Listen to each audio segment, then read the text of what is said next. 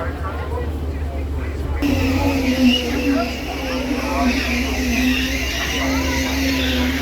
need some brakes on that one.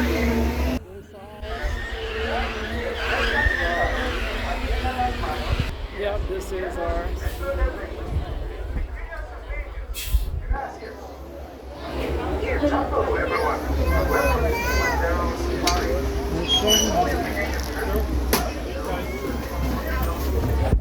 Chris, are you good?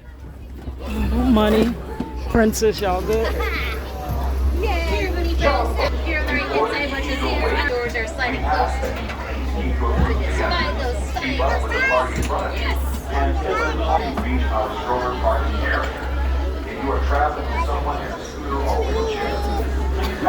You said a crocodile. No, crocodile. How they got that here? I know that. Okay, here we go, guys. Whoa, that thing taking off fast. Bye. I'm going to be your safari guide today through the Harambe Wildlife Reserve. Are we excited for our safari today? Yay! A few safety reminders for everyone before we head out there. First is to remain seated at all times. Keep those hands, arms, feet, and legs inside of the truck. You were going to find them all, maybe not like the elusive Egyptian goose on there, but we're going to try to find as many as we can. Now, if you do have any cameras, cell phones, you might want to have those out, ready to go. Going to be lots of opportunities to take pictures out there. We do not stand. Another friendly reminder, it is a real truck. I am really driving. We're going to see lots of real animals out there. We are entering into their homes, so we just got to be respectful of that. Keep our voices down the best we can. No calling out to the animals, shouting to them, anything that might scare them away. Want to get the best views of them as we can. We're just waiting for the warden to give us the all clear to the reserve. We're going to be on our way.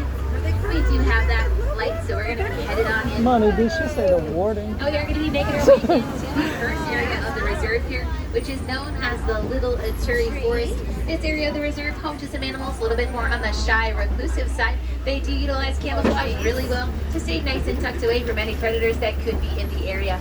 So we're going to be looking out for them here on both sides of the truck, but I do see a couple potentially coming up to our left-hand side.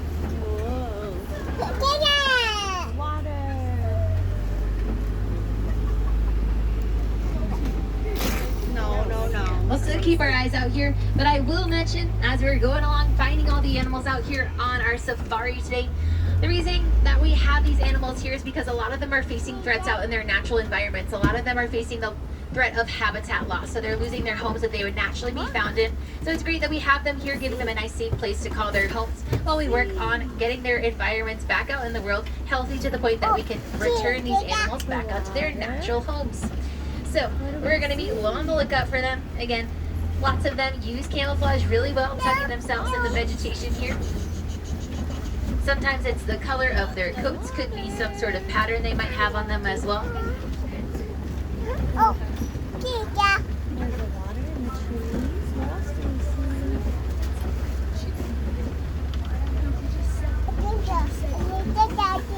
Yeah, the water.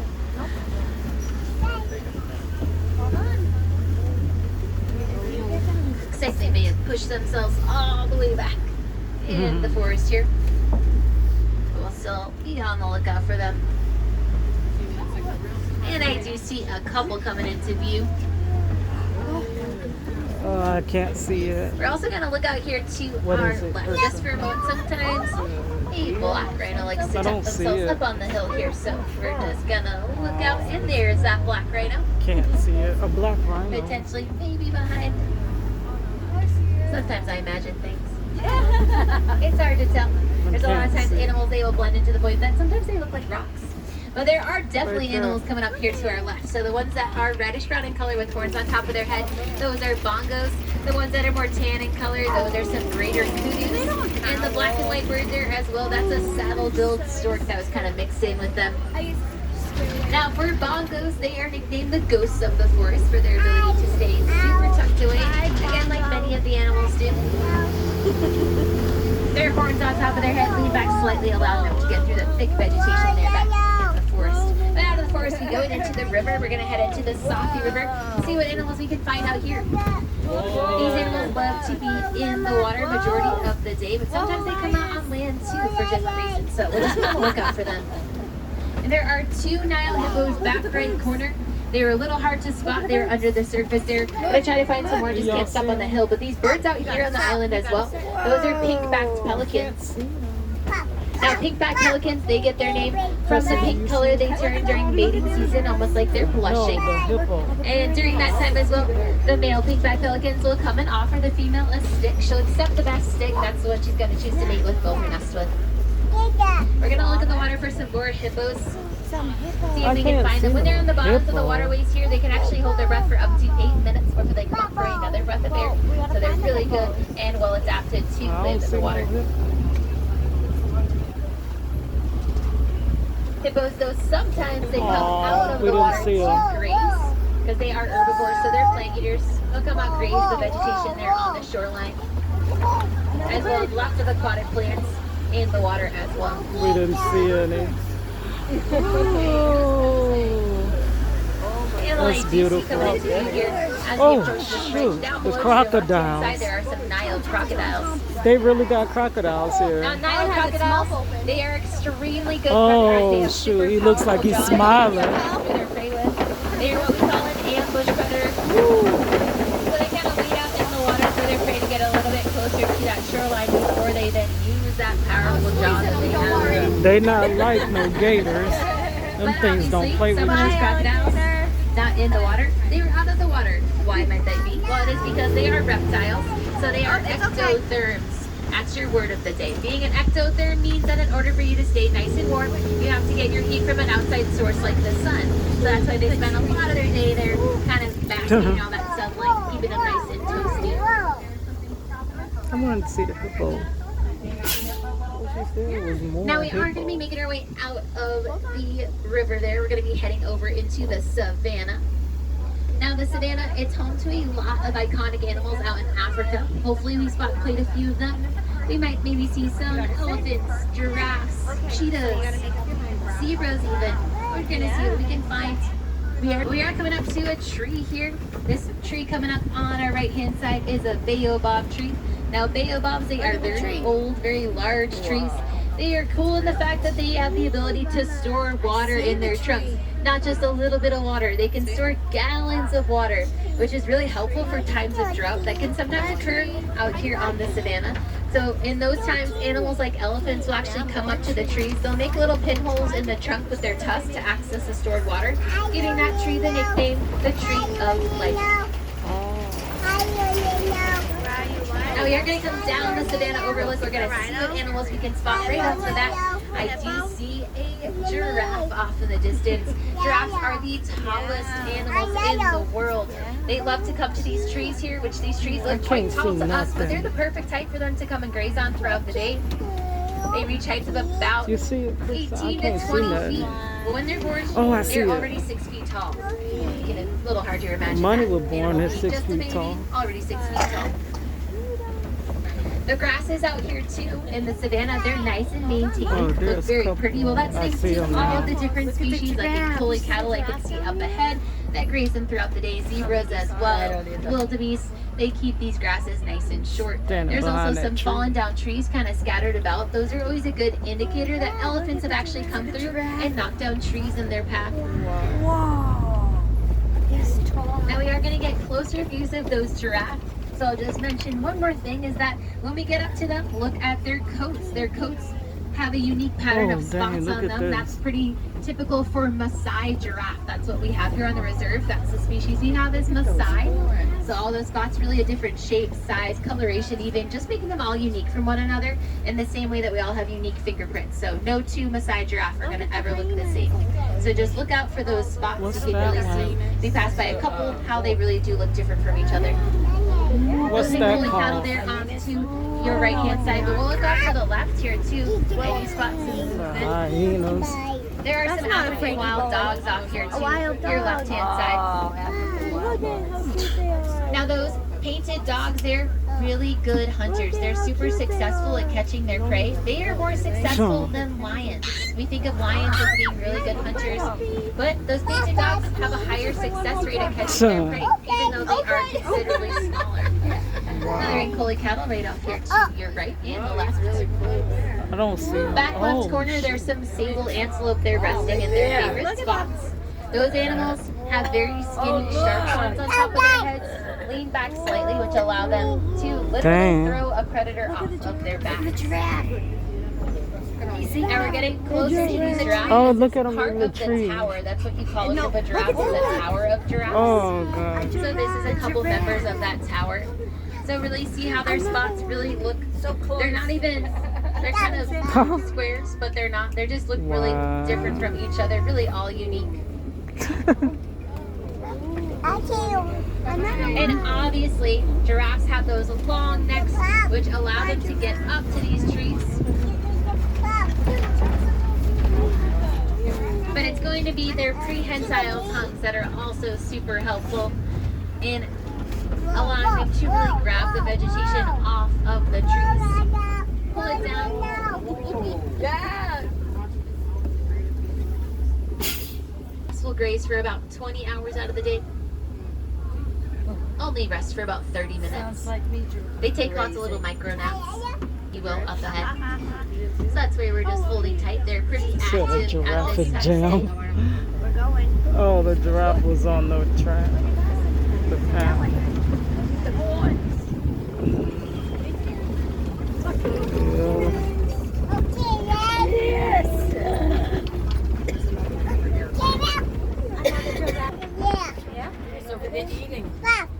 Giraffe.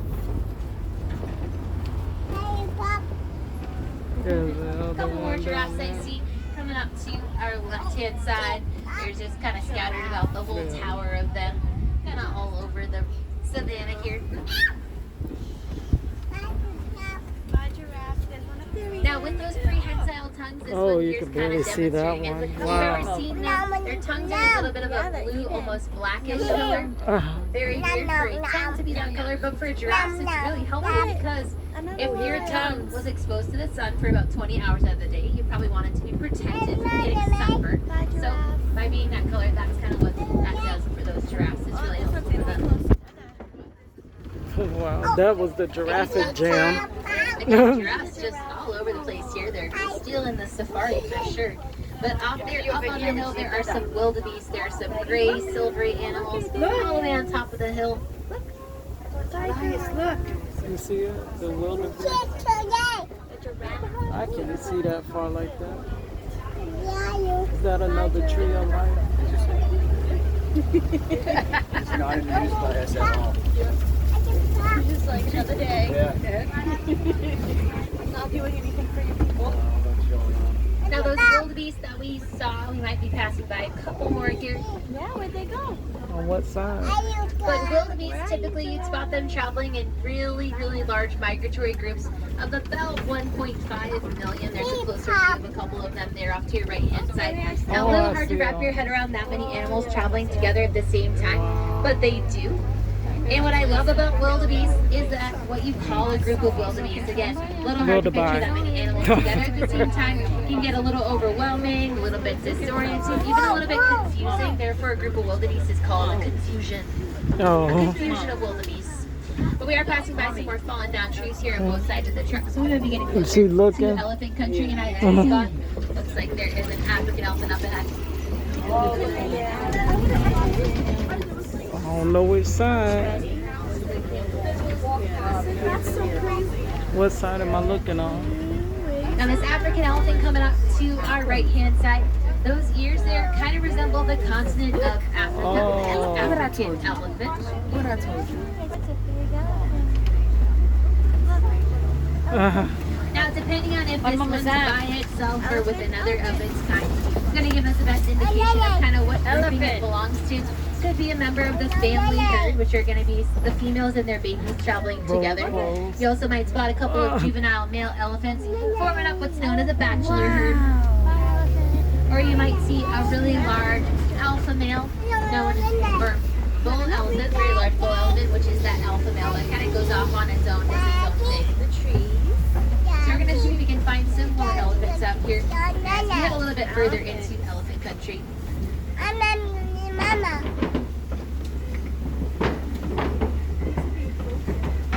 This bridge sounds creepy.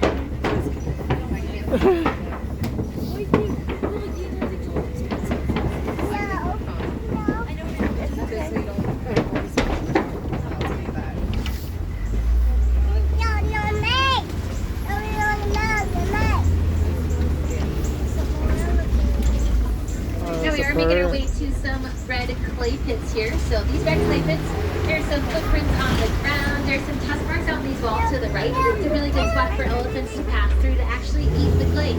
The clay contains a lot of good nutrients for them, so a lot of good beneficial stuff in there. And it's a good part along with their daily diets, which elephants, so I talked about how the giraffes, they graze throughout the day. Well, elephants they eat about 300 pounds of vegetation every day. They have really large diets. Kind of goes along with the fact they are really large animals. They do migrate. They travel quite a bit, so they need lots of energy to be able to do that. They have high metabolisms. They burn that off, need to replenish that. So hence 300 pounds of vegetation they eat every day. Now I know I talked a little bit about the shape of those African elephants, their ears. Well, something else really unique about them is that on the back side of those ears, there's veins running up through them. Now, what that does is it actually helps in dispersing their excess body heat. So you might see elephants flapping their ears throughout the day. That is so that they can keep themselves cool. By flapping their ears, they can lower their body temperatures about 15 degrees. So it's like they have their own built-in air conditioning, which honestly is a little bit see them. And I do see a really large elephant coming into view here. Now this elephant looks like there are some splotches on its skin. Well, that's going to be some dried mud or dirt that this elephant has thrown onto its body to actually protect it from getting I don't see it. Well, they do have very thick skin. It's still very sensitive, just like ours. So by doing that, it helps to give them an extra layer of defense as well.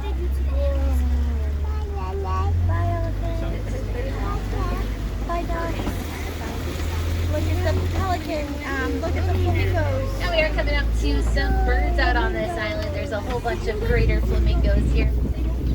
Now, greater flamingos, they are the lightest colored species of flamingos. There's those wildebeest. From wildebeest. their diets, which primarily consist of small crustaceans like brine shrimp. But if you look closely, there are a couple flamingos there look a little bit more gray than they do pink. Those are going to be some juvenile flamingos. So it won't be until adulthood look at they get him. that full pink Flapping coloring. his ear, wings. But that whole group of flamingos, they have a pretty funny name. It's actually called a flamboyance. A flamboyance of flamingos.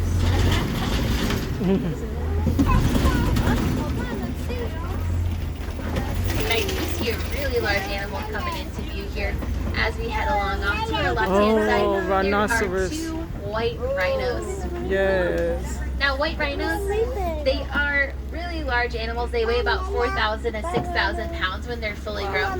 But they are very social. They do travel in what's known as a crash of rhinos, which refers to their ability to charge at about 35 miles per hour if they were running full force. Wow. Those look like Now, something dinosaurs. that I have in common with white rhinos is they don't have the best eyesight. They can't Me see neither, very well. girl. But they hear very well. So hearing is what they're me going to too. rely on to be their guides of kind of where they're located. That's going to what's the gonna color of the cause them sand. to charge. If they were to hear a sound that might spook them, that's what's going to cause them to charge that 35 miles per hour. Dang. Now, as a couple members of the crash, we do have some more. We actually do have a couple baby white rhinos, 3 babies, which is really great, helping to support them. We're going to look off to our left. You might spot some cheetahs out on the hills. Wow. Now, cheetahs, they are the fastest land animals in the world, traveling from speeds of about 0 to 60 in 3 seconds. There 3 are 2 right up on seconds? the hill here, laying down side by God, side. don't. I can't see it. Yep, they're 2 side by side. They have non-retractable claws, which allow them to grip the ground really well, getting up to those top speeds. Can y'all see it? And they're active hunters primarily during Can't the see day, it. which is a little bit different than some other big cats that we might I find wish out I could here. see better. Can't see. We are making our way out to a kopie, which kopies are formations of rocks like this one, stacked on top of each other. If you know Pride Rock from The Lion King, Pride Rock's a kopie. Which means that we might spot some lions out here, which I actually do. It's a little hard to see. If you look between the 2 trees, the male lion is laying down resting. So you see the top of his head there. It's a little hard to see, but he is laying down there. You're a little bit higher than me, so you might get a little bit of a better view. But now that was the male. We're gonna see if we can find the females out here too. Because it's actually, when it comes to hunting, when they're, so I mentioned they're nocturnal, they will go out and hunt. The females will leave, go out and hunt, while the male stays in, protects the territory, any cubs they might have. And we're passing by my favorite animal on the reserve, a bonzabok. I'm gonna go pulley past him. I didn't see the lion. He's just living his best life. There's a couple bucks back there. out there too, off to your right hand side. Yeah. And an ostrich. All the way back there. Ostrich. I don't see the lion. Where's the lion? We're gonna see if we can find those females. They might be in the den. They might not be out and about. I'll see if we can spot them. I'm not sure if I've seen them. That's okay though. If I do have any wilderness explorers on board, my truck you have been on. Oh, the up on simple top of one. that rock? Maybe. That's the name of this truck. Simple one for all of my wilderness explorers. If we look off here to our left, we might spot some warthogs out here. Now, warthogs, sometimes they look like hairy rocks if they're laying down. So it's a fun game. I get to play of what's a rock, what's a warthog. And see if we can go around the corner and find them. There are a couple ostriches there, not like ostrich eggs. There too. Your right hand side. Oh, you can see. Oh, I'm so sorry. I'm sorry. That's okay. Now those ostrich eggs that were on the ground, they're really strong. If I were to stand on top of them, they would not break. They have that tough of an exterior to them. Wow. For those ostriches, they're funny to me because they can't fly. They instead stay nice and planted on the ground. Instead, they can use their wings to help steer them. If they wanted to, they could run about the same speed that those rhinos can run, about 35 miles per hour. And I'm going to backtrack to my friend, the bonzabok, just for a second, because he is my favorite. He has a really good conservation story about the early 20th century. Only about 17 bonzaboks left in the world. A farmer realized that there were so few of them, put a fence around them. They can't jump like other antelope species, so they stay nice and safe inside that fence, allowing for their populations to get up to about a few thousand today, which is a really great thing. We are passing by a warden's post here. Looks like the warden decided to adopt some Nigerian dwarf goats. Now these goats, while they are pretty cute, they do serve a larger purpose in maintaining the land. Why do they call They have them the the ability warden? to eat really thick vegetation, vines and weeds that grow that other animals that graze they just can't as easily digest. But those goats, they have specialized stomachs which allow them to do so. And that turn we're coming out of there does signal the end of our safari today. But we got really successful with finding quite a few animals out there. For some reason, you didn't get to see an animal you were looking forward to seeing the most. Well, you can come back and visit us again. No two safaris are ever the same. They're always a little bit different from one another. More animals to see, kind of doing different things. So definitely recommend that. But also find some more animals out there in the park. They're practically everywhere. We work really hard to protect all the animals here at Animal Kingdom, as well as over at the Seas in Epcot. Wow, and across that's the beautiful. world. Thanks in part to the Disney Conservation Fund. While you're here at Animal Kingdom, if you wanted to, you can learn a little bit about that fund. And if you wanted to, when you're making your souvenir purchases on your way out of the park tonight, if you wanted to make a contribution to that, you could donate even $1. Disney, they'll match that donation $1 for $1. And in return, you get a lovely button that shows you became a conservation hero today. Oh, that's nice. I couldn't see the lion. Did y'all see it? You seen the lion? Now we're getting up to the unloading zone. Maybe here the camera's shortly. sitting it. So just make sure that you have all of your belongings with you. Don't want you to forget anything, leave anything behind. Wow, guys, that was really nice. I love doing that safari. Look at Miss Princess. She looks so cute. Look up, Money. Y'all look pretty you right have there. about 30 minutes if you'd like to do Princess. that. The last train leaves at 4:30. It's if you potentially see a vet procedure happening. And there's also a Conservation animation class you can station. learn how to draw one of your favorite Disney animal characters. So definitely I'm finna go to teach that Money train to ride draw up there tonight. to Money Conservation says Station. tonight. But I'm before gonna that teach you to last draw. train, You can't wait till tomorrow. the Gorilla Falls Exploration Trail, which is right here in Africa when you head up the hill. For my wilderness explorers, if you were looking for your safari badge, you will kind of follow the crowd up the hill. You'll see a cast member wearing a satchel. They have your badge, your safari badge, but also out there on the Gorilla Falls Trail, there's some badges for you to get there as well. Lots of animals to see out there. There's some okapi, silverback gorillas, meerkats, naked bull rats, there's an aviary. Lots of animals to see, as well as the Maharaja Jungle Trek, which is over in Asia, right near Kali River Rapids. Both of those close at 6:15, so just get on those trails sooner than later. You probably all still have busy endings to your days, but Are we going through that money? go take a chance to find some of those animals. It's going to be our turn here to get up to Are we that going through unloading there? zone. We're going to be parting ways. I would like to say Asante Sana. Thanks for joining me on this and leave you all with Quaharini. Quaharini needs to go well, which I hope you go well wherever the rest of your day takes you here today at Animal Kingdom. Oh, we're back. Yay, that was fun.